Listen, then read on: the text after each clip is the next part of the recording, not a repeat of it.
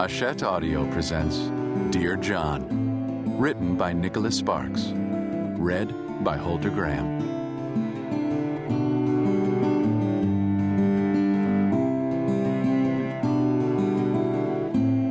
Prologue. Lenore, 2006. What does it mean to truly love another? There was a time in my life when I thought I knew the answer. It means that I'd care for Savannah more deeply than I cared for myself, and that we'd spend the rest of our lives together.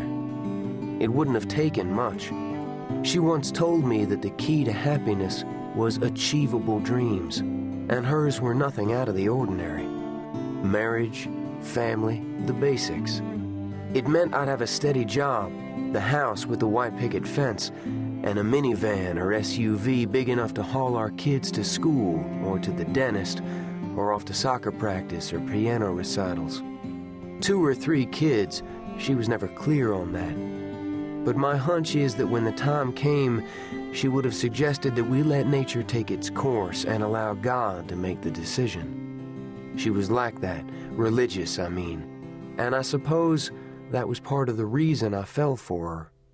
But no matter what was going on in our lives, I could imagine lying beside her in bed at the end of the day, holding her while we talked and laughed, lost in each other's arms. It doesn't sound so far-fetched, right? When 2 people love each other? That's what I thought, too. And while part of me still wants to believe it's possible, I know it's not going to happen. When I leave here again, I'll never come back. For now, though, I'll sit on the hillside overlooking her ranch and wait for her to appear. She won't be able to see me, of course. In the Army, you learn to blend into your surroundings, and I learned well, because I had no desire to die in some backward foreign dump in the middle of the Iraqi desert. But I had to come back to this small North Carolina mountain town to find out what happened. When a person sets a thing in motion, there's a feeling of unease, almost an ache, until you learn the truth. But of this, I am certain.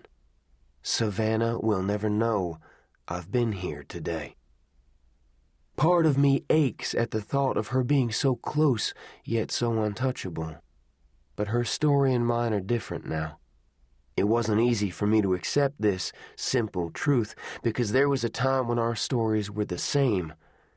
But that was 6 years and 2 lifetimes ago. There are memories for both of us, of course, but I've learned that memories can have a physical, almost living presence. And in this, Savannah and I are different as well. If hers are stars in the nighttime sky, mine are the haunted, empty spaces in between. And unlike her, I've been burdened by questions I've asked myself 1,000 times since the last time we were together. Why did I do it? And would I do it again? It was I, you see, who ended it. On the trees surrounding me, the leaves are just beginning their slow turn toward the color of fire, glowing as the sun peeks over the horizon. Birds have begun their morning calls, and the air is perfumed with the scent of pine and earth, different from the brine and salt of my hometown. In time, the front door cracks open, and it's then that I see her. Despite the distance between us, I find myself holding my breath as she steps into the dawn. She stretches before descending the front steps and heads around the side. Beyond her, the horse pasture shimmers like a green ocean, and she passes through the gate that leads toward it. A horse calls out a greeting, as does another, and my first thought is that Savannah seems too small to be moving so easily among them. But she was always comfortable with horses, and they were comfortable with her. A half-dozen nibble on grass near the fence post, mainly quarter horses, and Midas, her white-socked black Arabian, stands off to one side. I rode with her once, luckily without injury, And as I was hanging on for dear life, I remember thinking that she looked so relaxed in the saddle that she could have been watching television. Savannah takes a moment to greet Midas now. She rubs his nose while she whispers something. She pats his haunches, and when she turns away, his ears prick up as she makes her way inside the barn. She vanishes, then emerges again carrying 2 pails, oats, I think. She hangs the pails on 2 fence posts, and a couple of the horses trot toward them. When she steps back to make room, I see her hair flutter in the breeze before she retrieves a saddle and bridle.